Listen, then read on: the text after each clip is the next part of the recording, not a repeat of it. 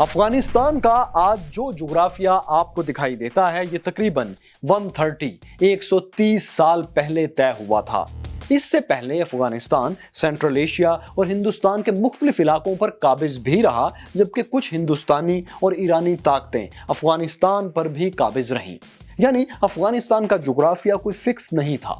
لیکن 1887 اور 93، 1887 اور 93 میں افغان امیر عبد الرحمن نے روس اور برطانیہ کے ساتھ مل کر اپنے جغرافیے کو فکس کیا۔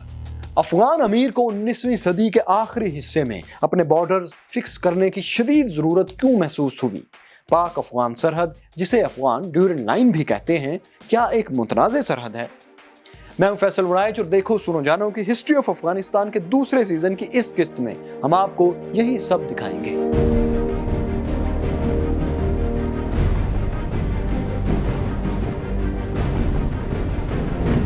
میکیورس فیلوز 19ویں صدی 19th سینچری کے افغانستان کے لیے سب سے بڑا چیلنج تھا بڑی طاقتوں سے اپنی سرحدوں کا دفاع کرنا۔ اس کی وجہ یہ تھی کہ سینٹرل ایشیا میں روس اور ہندوستان میں برطانوی فوجیں افغانستان کے دروازے پر کھڑی تھیں۔ انگریز پہلے ہی افغانوں سے 2 جنگیں لڑ چکے تھے اور خدشہ تھا کہ وہ آئندہ بھی حملہ کر سکتے ہیں۔ افغانستان کی خارجہ پالیسی بھی 1879 کے معاہدہ گندمک کے نتیجے میں انگریزوں کے قبضے میں جا چکی تھی۔ اسی لیے امیر عبد الرحمن نے لکھا تھا کہ میرا ملک وہ بیچاری بکری بن چکا ہے جس پر شیر اور ریچھ یعنی برطانیہ اور روس دونوں نظریں گاڑ کر بیٹھے ہیں۔ افغان امیر چاہتے تھے کہ ان خطروں سے نمٹنے کے لیے سرحدوں کا مستقل تعین کر لیا جائے۔ یہی سوچ کر امیر عبد الرحمن نے افغانستان کے تمام ہمسایوں یعنی برطانیہ، روس، چین اور ایران سے رابطے شروع کیے۔ ایران کے ساتھ افغانستان کا 900 کلومیٹر سے زائد یہ بارڈر ہے جو ساؤتھ اور ویسٹ سے افغانستان سے ملتا ہے، جبکہ افغانستان کے شمال مشرقی علاقے میں چین کے ساتھ یہ محض 76 کلومیٹر کا چھوٹا سا بارڈر تھا۔ افغان امیر عبد الرحمن کے مطابق انہیں ایران اور چینی حکومت کے ساتھ سرحدیں طے کرنے میں کوئی مسئلہ نہیں پیش آیا۔ ایران کو اور افغانستان کو ریاست کلات کا جو بلوچستان کا حصہ ملا وہ انگریزوں نے ہی مختلف باؤنڈری کمیشنز بنا کر پہلے سے طے کیا ہوا تھا، اسی پر یہ نئی افغان ایران سرحد طے ہوئی۔ لیکن ان دونوں کے بعد امیر عبد الرحمن کے لیے اصل چیلنج تھا روسی قبضے والے سینٹرل ایشیا اور ایسٹ میں برٹش انڈیا سے بارڈرز طے کرنا۔ ان بارڈرز پر بڑے گہرے اختلافات تھے اور جنگ کا خطرہ بھی منڈلاتا رہتا تھا۔ ظاہر ہے برطانیہ اور روس بڑی طاقتیں تھیں اور افغانستان کے وسیع علاقوں پر ان کی نظر بھی تھی۔ وہ دونوں اس وقت کے ایران اور چین کی طرح کمزور ممالک تو تھے نہیں۔ یہ دونوں چیلنجز ذہن میں رکھ کر امیر عبد الرحمن نے ان دونوں طاقتوں کے ساتھ اپنے بارڈرز طے کرنے کا بیڑا اٹھایا۔ پہلی باری آئی روس کی اور شروعات ہوئی ایک چھوٹی سی لڑائی سے۔ یہ دوستو ترکمانستان کا شہر سرحد آباد ہے جو افغان شہر ہرات سے محض 120 کلومیٹر کی دوری پر واقع ہے۔ تقریباً 150 برس پہلے، 150 برس پہلے یہ شہر اور اس کے ارد گرد کا علاقہ جو پنجدے کہلاتا تھا یہ افغانستان کا حصہ ہوا کرتا تھا۔ یہاں افغان فوج کی چوکیاں تھیں۔ اس کے مد مقابل روسی فوج تھی جو ترکمانستان میں پیش قدمی کرتے ہوئے پنجدے سے 300 کلومیٹر دور مرو شہر پر قابض ہو چکی تھی۔ اب افغانستان روسیوں کی نظروں کے سامنے تھا اور وہ اس پر قبضہ بھی کرنا چاہتے تھے۔ 1885 میں روسیوں نے موو کی اور پنجدے پر حملہ کر دیا۔ 30 مارچ کو روسی فوج پنجدے میں افغان چوکی پرخشتی پر ٹوٹ پڑی۔ اس لڑائی میں 500 یا 600 افغان فوجی مارے گئے اور باقی پسپا ہو گئے۔ روسی فوج نے پنجدے پر قبضہ کر لیا۔ اب روسی فوج ہرات سے 120 کلومیٹر کے فاصلے پر کھڑی تھی اور اسے روکنا بظاہر افغان حکومت کے تنہا بس کی بات نہیں تھی۔ لیکن افغانستان ہرات کے دفاع میں تنہا نہیں تھا، برطانیہ اس کے ساتھ کھڑا تھا۔ آپ پچھلی اقساط میں دوستو جان چکے ہیں کہ برطانیہ افغانستان کو برٹش انڈیا اور روس کے درمیان بفر زون سمجھتا تھا۔ پنجدے پر روسی قبضے نے افغانوں سے زیادہ انگریزوں کو پریشان کر دیا۔ لندن میں کھلبلی مچ گئی اور برطانوی اخبارات نے آسمان سر پر اٹھا لیا کہ افغانستان کو روسیوں سے بچایا جائے۔ برطانوی میگزین پنچ میں ایک کارٹون شائع ہوا جس میں دکھایا گیا تھا کہ ایک ریچھ بھیڑیے پر حملہ آور ہے جبکہ ایک ببر شیر اور ٹائیگر دور کھڑے یہ منظر دیکھ رہے ہیں۔ اس کارٹون میں ریچھ اور بھیڑیے سے مراد روس اور افغانستان تھے، جبکہ ببر شیر برطانیہ اور ٹائیگر برٹش انڈیا کی علامت تھے۔ تو دوستو برطانیہ اپنے خدشات کے پیش نظر جلد ہی اس لڑائی میں کود پڑا۔ برطانوی حکومت نے روس کو دھمکی دی کہ اگر اس نے ہرات کی طرف میلی آنکھ سے دیکھا تو پھر اسے برطانیہ سے جنگ کرنا ہوگی۔ ہندوستان میں تعینات برطانوی فوج کو بھی افغانستان روانگی کے لیے موبلائز کر دیا گیا۔ جب روس نے یہ جنگی تیاریاں دیکھی تو ہرات کی طرف بڑھتے قدم روک دیے۔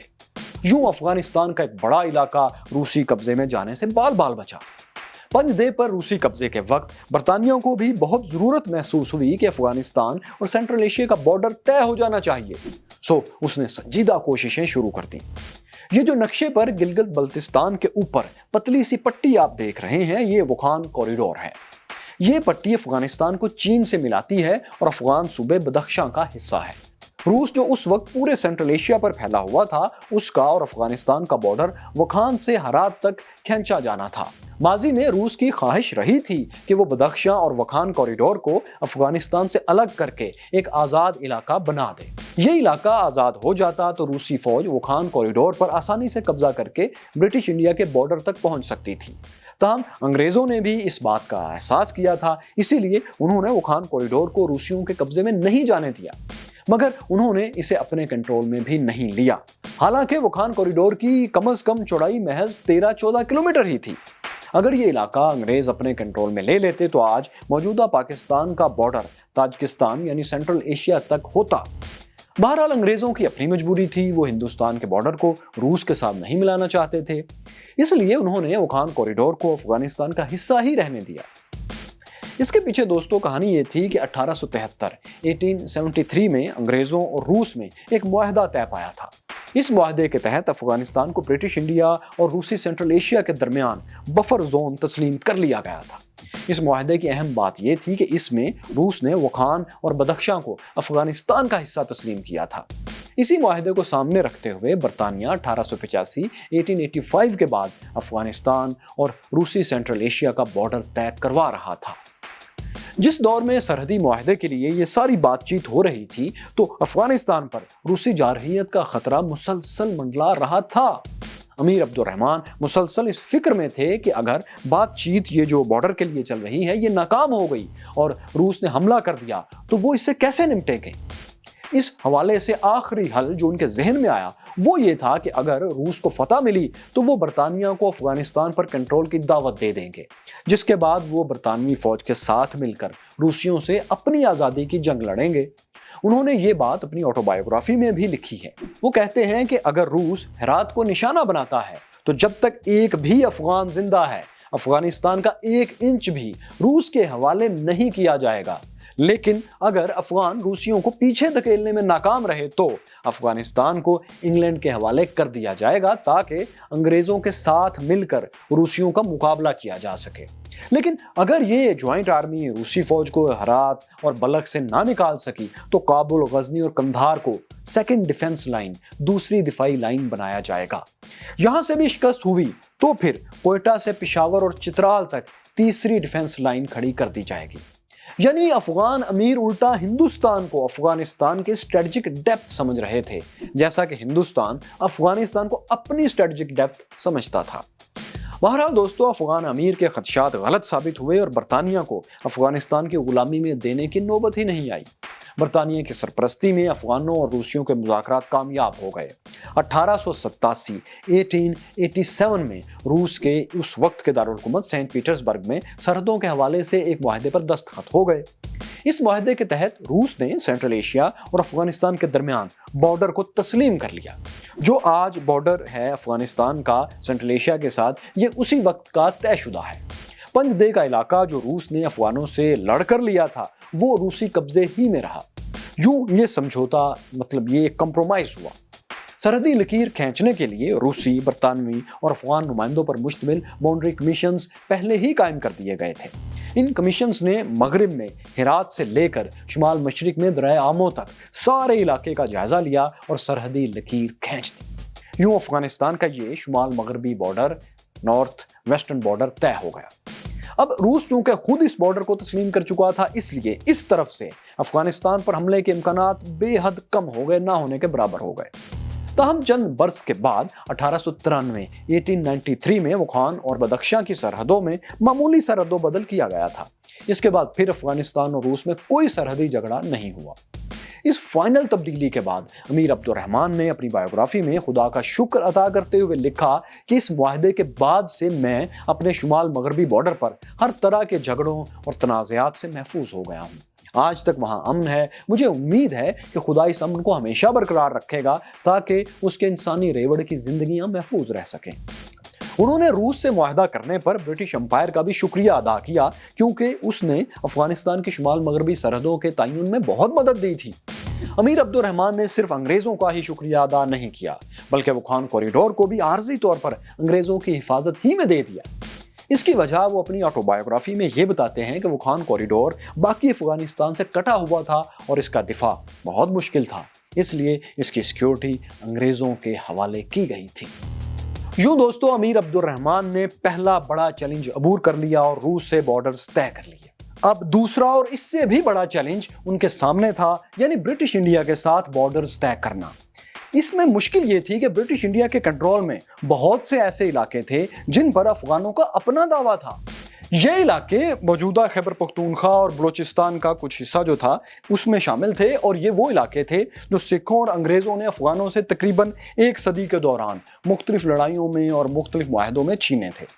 अब ये पूरा इलाका बरतानवी कंट्रोल में था। ताहम बरतानिया से इन इलाकों की वापसी इसलिए बहुत ही मुश्किल थी कि अफगानिस्तान तो खुद अपने दिफा और इकोनॉमी दोनों के लिए उन्हीं की मदद ले रहा था, जैसा कि वो उसे रूस और ईरान से बचा रहे थे।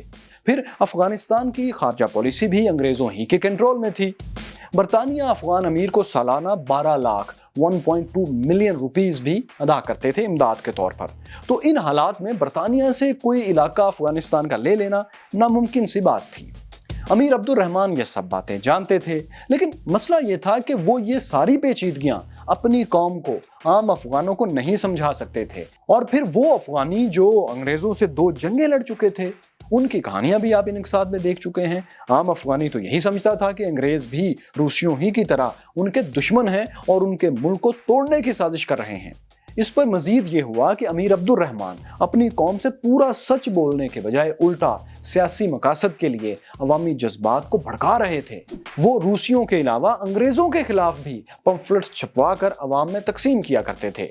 इन पम्फलेट्स पर, इन कागजों पर लिखा होता था कि अंग्रेज और रूसी मिलकर अफगानिस्तान को तोड़ने की साजिशें कर रहे हैं, अवाम उनके खिलाफ जिहाद के लिए तैयार रहें। अंग्रेजों ने 19वीं सदी 19th सेंचुरी के आखिर में चमन के करीब दर्रा खोजक में एक रेलवे टनल भी खोदी थी और चमन को रेलवे लाइन के जरिए बाकी हिंदुस्तान से मिला दिया था। जिन लोगों ने पाकिस्तान में 5 रुपए का नोट देखा है, अगर उन्हें याद है, तो उसकी बैक साइड पर खोजक टनल की तस्वीर ही बनी होती थी। ये रेलवे टनल अंग्रेजों ने अपनी फौजों की नकलो हरकत के लिए तामीर की थी। अंग्रेजों ने माजी में दर्रा खोजक के रास्ते ही कंधार पर हमले भी किए थे। ये कहानी भी आप इस वीडियो में जान चुके हैं। इस जगह पर टनल बनाने का मतलब अंग्रेजों का ये था कि मुस्तकबिल में कंधार पर अगर चढ़ाई करना हो तो आसानी रहे। यही वजह थी कि अफगान अमीर कहते थे कि दर्रा खोजक की रेलवे टनल मेरे जिस्म में खंजर की तरह उतर चुकी है। अमीर अब्दुर्रहमान की ऐसी बातों से उन्हें अवाम में मकबूलियत तो मिलती थी कि वो आलमी ताकतों को ललकार रहे हैं, लेकिन हकीकत जाहिर है इसके बरक्स थी, क्योंकि असल में तो वो बरतानिया के साथी थे। उन्हें बरतानिया की और बरतानिया को उनकी ज़रूरत थी। इसकी वजह आप जान चुके हैं। साथियों, अमीर अब्दुर्रहमान ने बरतानिया से मुआहदे के वक्त फेस सेविंग के लिए अंग्रेज़ों को लेटर्स लिखे। उन्होंने मुतालबा किया कि सरहद का मुतनाज़ इलाका यागिस्तान उनके हवाले कर दिया जाए। अब ये यागिस्तान दोस्तों क्या था?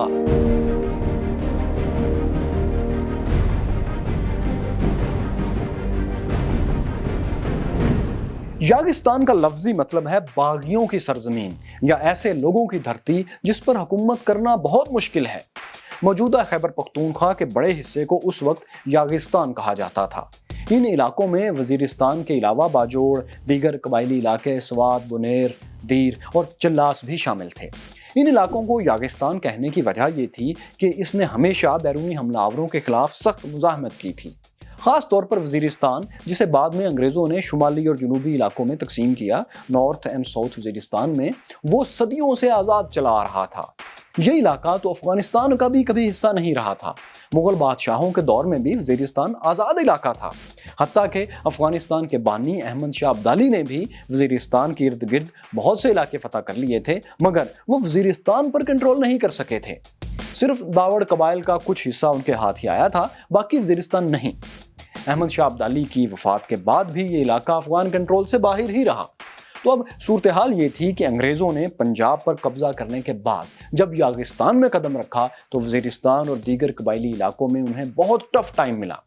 सेकेंड एंग्लो अफगान वॉर से पहले तक बरतानवी फौज वजीरिस्तान समेत कबायली इलाकों में कम से कम 40 बड़े फौजी ऑपरेशंस कर चुकी थी।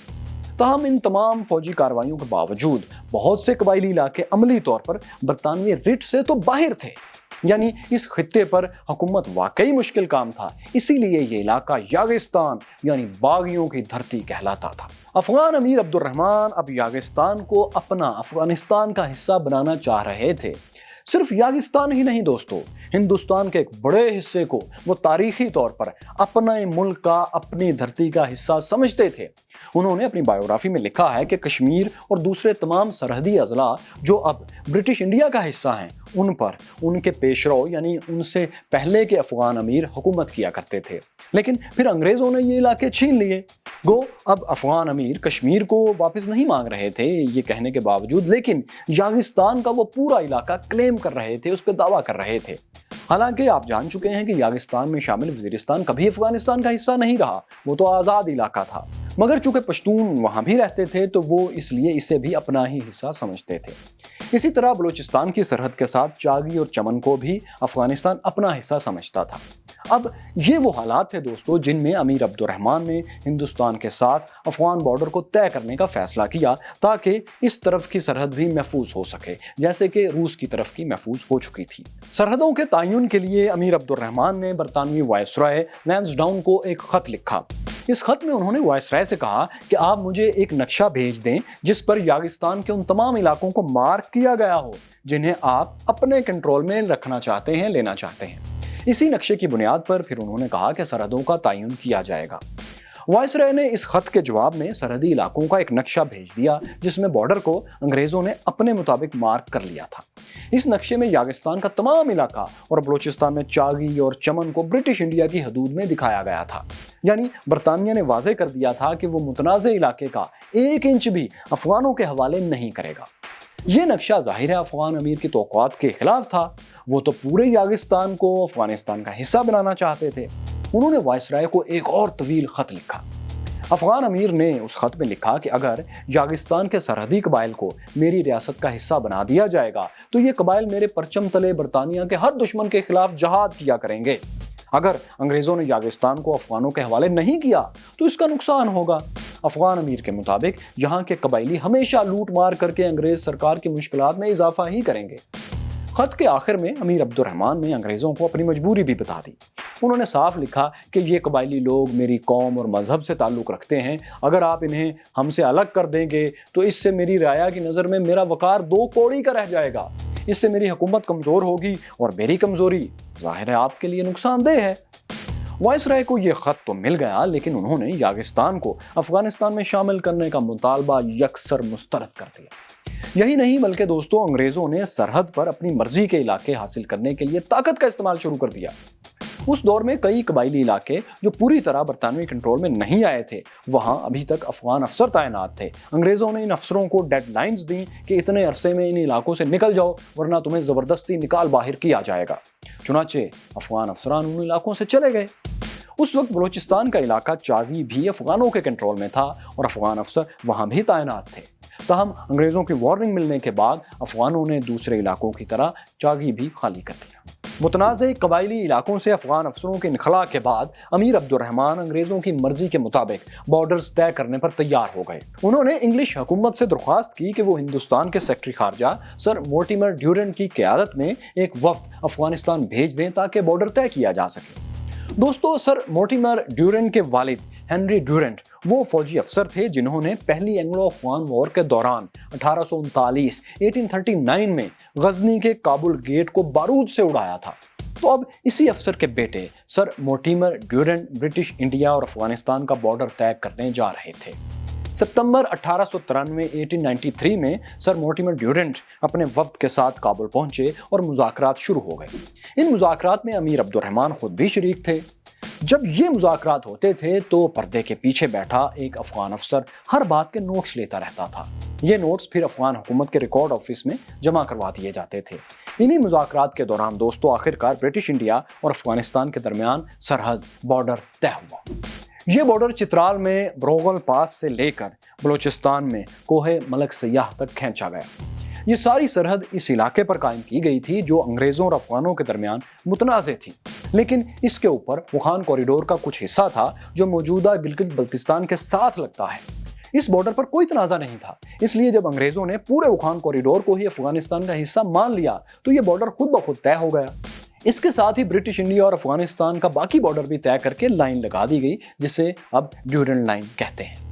इसी ड्यूरन लाइन के तहत चमन, चागी, वजीरिस्तान, बुलंदखेल, वादी करम, आफरीदी कबाइल यानी खैबर का इलाका, बाजोड़, स्वात, बुनीर, धीर, चिल्लास और चित्राल, ये सभी इलाके ड्यूरन लाइन के इस तरफ यानी ब्रिटिश इंडिया के हिस्से में आ गए। दूसरी तरफ अफगान कुन्नड़ सूबे में आसमार और नंगरहार में लालपुर का इलाका अफगानिस्तान में शामिल हुआ। इसी तरह वजीरिस्तान का एक छोटा सा इलाका बरमल भी अफगानिस्तान में शामिल हुआ, जो अब अफगान सूबे पख्तिका का हिस्सा है। लेकिन ड्यूरन लाइन के तहत जो सबसे बड़ा इलाका अफगानों को मिला वो था मौजूदा अफगान सूबा नूरिस्तान। नूरिस्तान जोग्राफियाई तौर पर काफरिस्तान रीजन का हिस्सा था, जिसमें चित्राल भी शामिल था। ड्यूरन लाइन के क़याम से पहले ये पूरा रीजन काफरिस्तान ही कहलाता था, जहाँ की तकरीबन सारी आबादी गैर मुस्लिम थी। इस गैर मुस्लिम आबादी को 2000 बरस पहले अफगानिस्तान पर हुकूमत करने वाले यूनानियों की औलाद समझा जाता रहा है। ताहम ये बात कभी भी जेनेटिकली या हिस्टोरिकल रिकॉर्ड से साबित नहीं हो सकी। बहरहाल ड्यूरन लाइन मुआहदे के तहत इस इलाके यानी मौजूदा नूरिस्तान को अफगानिस्तान में शामिल कर दिया गया। हालांकि इस इलाके के लोग उस वक्त तक आज़ाद थे। इनकी अक्सरियत चित्राल के मुकामी हुक्मरान जो मेहतर कहलाते थे उन्हें अपना अलामती सरबराह मानती थी, यानी वो अफगानिस्तान से ज़्यादा चित्राल या मौजूदा पाकिस्तान में शामिल होने के करीब थे, ख्वाहिशमंद थे। लेकिन अंग्रेज़ों ने अवामी जज्बात को नज़रअंदाज करते हुए काफरिस्तान रीजन को तकसीम कर दिया। चित्राल अंग्रेज़ों के कंट्रोल में चला गया और नूरिस्तान अफगानिस्तान के कब्जे में। तो नवंबर 1893 में यह मुआहदा तय हुआ, जिसे ड्यूरन एग्रीमेंट या काबुल कन्वेंशन का नाम दिया गया। अंग्रेज़ों ने यह ऐलान भी किया कि चूंकि अफगान हुकूमत ने एक फ्रेंडली स्पिरिट के साथ कई इलाकों पर अपना क्लेम ख़त्म करके इसे अंग्रेज़ों को दे दिया है, इसलिए अफगान अमीर की इमदाद बढ़ाई जाए। ये इमदाद जो पहले 12 लाख 1.2 मिलियन रुपीस थी, वो बढ़ाकर अब 18 लाख रुपए 1.8 मिलियन कर दी गई। अंग्रेज़ों ने इस मुआहदे की खुशी में अफगानों को ये इजाज़त भी दे दी कि वो बरतानिया से इमदाद के अलावा मज़ीद भी जितना चाहे असला खरीद सकते हैं। माइक्यूरस फेलोज ड्यूरन एग्रीमेंट तय पाने के बाद 13 नवंबर 1893 को काबुल में एक अवामी दरबार मुनक्किद किया गया। यह दरबार एक बड़ा जिरगा था जिसमें आला फौजी अफसरों को, सरकारी एहलकारों को, सरकारी ओहदेदारों को और कबायली सरदारों को बुलाया गया। अमीर अब्दुर्रहमान और सर ड्यूरन ने दरबार में मौजूद लोगों को मुआहदे की शिकों से आगाह किया, एलानिया बताया और सब ने इस मुआहदे को तस्लीम किया। अगले रोज़ अमीर अब्दुर्रहमान और सर ड्यूरन की तकारीर की 2000 कॉपीज़ भी अफगानिस्तान भर में तकसीम की गईं, ताकि अफगान अवाम भी इस मुआहदे की शिकों से, इसके पॉइंट्स से आगाह हो सके। ड्यूरन एग्रीमेंट की खुशी में अमीर अब्दुर्रहमान ने सर ड्यूरन समेत बरतानवी वफ्द के तमाम अराकीन को मेडल्स भी दिए। इन रस्मी कार्रवाइयों के बाद ड्यूरन लाइन को कागज़ के मुताबिक ज़मीन पर कायम करने के लिए अंग्रेज़ों और अफगान अफसरों पर मुश्तमिल एक बाउंड्री कमीशन तश्कील दे दिया गया। इस कमीशन ने 1894, 1894 से 1896, 1896 तक इन तमाम इलाकों का दौरा किया जहां से ड्यूरन लाइन को गुजरना था। हर इलाके के मुकामी सरदारों के मशवरे से उन इलाकों के तफसीली नक्शे बनाए गए। फिर सरहद की इंतहाई बारीक बीनी से दुरुस्त मार्किंग की गई। नक्शों में कोई भी ज़रूरी तब्दीली मुतफ़क्का तौर पर उसी वक्त कर ली जाती थी। सरहद को वज़ा करने के लिए थोड़े थोड़े फासले पर बाउंड्री पिलर्स या पत्थर के सतून भी नस्ब किए गए। सरहदों के तफसीली नक्शे अफगान, बरतानवी और हिंदुस्तानी हुकूमतों को मुश्तरका तौर पर तकसीम किए गए। 1896, 1896 तक ड्यूरन लाइन की मार्किंग मुकम्मल हो गई और यह बॉर्डर वजूद में आया जो आज पाक अफगान बॉर्डर, पाक अफगान सरहद कहलाता है। अमीर अब्दुर्रहमान अपनी किताब में लिखते हैं कि इस मुआहदे के नतीजे में बॉर्डर के हवाले से सारी गलत फहमियाँ और तनाज़ात ख़त्म हो गए। सरहदों की मार्किंग मुकम्मल होने के बाद अफगानिस्तान और ब्रिटिश इंडिया के हुक्मरानों के दरमियान अमन और हम आहंगी की फ़िज़ा पैदा हो गई। मैं खुदा से दुआ करता हूँ कि ये सूरत हाल बरकरार रहे, ये उन्होंने खुद लिखा। یہاں دوستو یہ ذہن میں رہے کہ ڈیورنڈ لائن معاہدہ ایک لامحدود معاہدہ تھا۔ اس میں کہیں بھی نہیں لکھا تھا کہ یہ معاہدہ فلاں وقت کے بعد ختم ہو جائے گا، جیسا کہ امیر عبد الرحمن کی وفات کی صورت میں یا اگر ہندوستان پر انگریزوں کی حکومت نہ رہی تو یہ نل اینڈ وائڈ ہو جائے گا، ایسا کچھ نہیں لکھا تھا۔ ڈیورنڈ لائن کی مکمل مارکنگ بھی افغانوں کی مکمل مشاورت سے ہوئی تھی اور حد بندی کے ہر موقع پر ان کے نمائندے موجود ہوتے تھے، ان کے سامنے یہ سارا عمل ہوا تھا۔ امیر عبد الرحمن اور ان کی حکومت کو بھی بارڈر کی حد بندی کی ہر تفصیل سے مکمل طور پر باخبر رکھا گیا تھا، یعنی ڈیورنڈ لائن ایک لیگل اور مستقل بارڈر تھا۔ بعد میں انگریزوں اور افغانوں کے درمیان 1919 اور 1921 میں بھی جو معاہدے ہوئے ان میں بھی ڈیورنڈ لائن کو افغانستان اور برٹش انڈیا کی قانونی سرحد لیگل بارڈر تسلیم کیا گیا۔ 1919 میں محمد ریجن کے علاقے کی دوبارہ حد بندی کی گئی۔ اسی طرح 1921، 1921 اور 32، 1932 میں بھی ڈیورنڈ لائن میں معمولی سا رد و بدل کیا گیا تھا، تاہم کوئی بڑی تبدیلی اس دوران نہیں کی گئی۔ ڈیورنڈ لائن سے مقامی پشتون اور بلوچ قبائل کو یہ پریشانی ضرور لاحق ہوئی کہ اس لائن نے انہیں دو ملکوں میں تقسیم کر دیا تھا، جیسا کہ بلوچستان میں اچکزئی اور کاکڑ قبائل اور وزیرستان میں وزیری قبائل۔ یہ قبائل سرحد کے دونوں جانب رہتے تھے اور بلا روک ٹوک ایک دوسرے کے علاقوں میں جاتے تھے۔ سرحدی لکیر ان کے لیے کوئی معنی نہیں رکھتی تھی۔ بہرحال دوستو، ڈیورنڈ ایگریمنٹ کے بعد امیر عبد الرحمن نے جو فوری قدم اٹھایا وہ تھا کافرستان یعنی موجودہ نورستان پر حملہ۔ معاہدے کے تحت یہ علاقہ ان کی حدود میں شامل ہوا تھا، اس لیے وہ اس پر اب قبضہ کرنا اپنا حق سمجھتے تھے۔ کافرستان کے رہنے والے بت پرست تھے، وہ لکڑی سے بت تراشتے تھے، اسی لیے افغان انہیں کافر کہتے تھے۔ یہ بہت پرامن اور غریب لوگ تھے۔ 19ویں صدی 19th سینچری میں بھی ان کے پاس ہتھیاروں کے نام پر محض تیر کمان یا نیزے بھالے ہی تھے۔ ان کے مقابلے میں افغانوں کے پاس انگریزوں کی فراہم کی ہوئی مشین گنز اور دوسرے جدید ہتھیار تھے۔ امیر عبد الرحمن نے کافرستان کے غریب لوگوں کے خلاف اس وقت اعلان جہاد کر دیا۔ 1895 میں 2 افغان فوجیں شمال اور مغرب کی جانب سے کافرستان میں داخل ہوئیں اور جلد ہی پورے علاقے پر قابض ہو گئیں۔ حملے کے دوران بہت سے مقامی قبائل نے اسلام قبول کر کے اپنی جان بچا لی۔ جوناتھن لی کے مطابق باقی مردوں اور عورتوں کو بلا امتیاز قتل کر دیا گیا۔ 7 سال سے زائد عمر کے لڑکوں کو یہ چوائس دی گئی کہ وہ یا تو اسلام قبول کر لیں یا پھر افغانوں کے غلام بن جائیں۔ کئی مقامی لوگ تو جانے بچانے کے لیے اپنی شیرخوار بیٹیوں کی شادیاں بھی حملہ آوروں سے کرنے پر تیار ہو گئے۔ تاہم اس حملے کے دوران بہت سے بچوں کو محمد زئیوں، قبائلی سرداروں اور افغان حکام کے گھروں میں غلام یا ملازم بھی بنا دیا گیا۔ کافرستان کے زیادہ تر قبائلی اور مذہبی لیڈرز کو قتل کر دیا گیا۔ ان کے جانور قبضے میں لے لیے گئے، ان کے گھر، عبادت گاہیں، قبرستان اور حتیٰ کہ ان کے بنائے ہوئے مجسموں کو بھی توڑ پھوڑ دیا گیا اور جلا دیا گیا۔ مقامی لوگوں سے چھینے ہوئے لکڑی کے کچھ مجسموں کو یادگار کے طور پر کابل لے جا کر میوزیم میں عجائب گھر میں سجا لیا گیا۔ کافرستان پر قبضے کے بعد اس علاقے کا نام بدل کر کافرستان سے نورستان یعنی نور کی سرزمین کر دیا گیا۔ اس کے بعد اس علاقے کو بڑے پیمانے پر اسلامائز کرنے کی ایک سرکاری مہم شروع ہوئی۔ اس مقصد کے لیے علماء کو اس علاقے میں بھیجا گیا۔ انہوں نے مقامی لوگوں کو مذہبی رنگ میں رنگنا شروع کیا۔ نورستان کے کافروں کو مسلمان بنانے کی خوشی میں 1896 میں کابل میں ایک بڑا عوامی دربار، ایک جرگہ منعقد کیا گیا۔ اس دربار میں امیر عبد الرحمن نے اپنے لیے ضیاء ملت و دین یعنی قوم اور دین کی روشنی کا ٹائٹل لیا۔ لیکن امیر عبد الرحمن کی زندگی کے دن بھی اب تھوڑے ہی دوستوں رہ گئے تھے۔ 1901 وہ سال تھا جب برطانیہ اور افغانستان دونوں کو اپنے لیڈرز سے، اپنے حکمرانوں سے محروم ہونا پڑا۔ ایک طرف ملکہ برطانیہ کوئن وکٹوریہ کا انتقال ہوا اور چند ماہ کے بعد افغان امیر عبد الرحمن بھی چل بسے۔ وہ کئی برس سے بیمار تھے۔ اپنی زندگی کے آخری چند برس تو انہوں نے انتہائی تکلیف میں گزارے تھے۔ گینگرین کے مرض کی وجہ سے ان کا جسم پیروں سے اوپر کی طرف گلنے سڑنے لگا تھا۔ ان سے بعض اوقات اتنی بو اٹھتی تھی کہ ان کے درباری ان کے پاس چند منٹ سے زیادہ نہیں ٹھہر سکتے تھے۔ 1 اکتوبر 1901 کے روز ان کی موت ہوئی۔ امیر عبد الرحمن نے اپنی زندگی میں باغیوں پر بہت سے مظالم اٹھائے تھے، تاہم ان کا بڑا کارنامہ یہ تھا کہ وہ اپنے ملک کو ایک تسلیم شدہ بارڈرز کے ساتھ نیشن سٹیٹ بنا کر گئے تھے، ایسی سٹیٹ جس کی سرحدوں کا احترام اب ان کے سابقہ دشمن بھی کرتے تھے۔ ان کے دور میں خواتین کو خود مختار بنانے کی بھی کوشش کی گئی۔ اس وقت کے افغانوں میں یہ بھی روایت تھی کہ بیوہ عورت کو اپنے مرحوم شوہر کے قریب ترین رشتہ دار سے شادی پر مجبور کیا جاتا تھا۔ امیر عبد الرحمن نے یہ روایت ختم کر کے بیوہ کو خاندان سے باہر شادی کی اجازت دی۔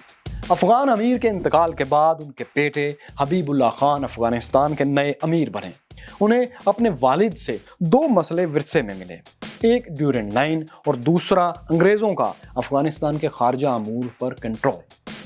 अफगान कौम परस्त ना ड्यूरेंट लाइन को मानते थे और ना अपनी खारजा पॉलिसी पर अंग्रेज़ों की बालादस्ती उन्हें कबूल थी। कौम परस्ती की इस लहर ने अफगानिस्तान को एक नई जंग की तरफ धकेलना शुरू कर दिया।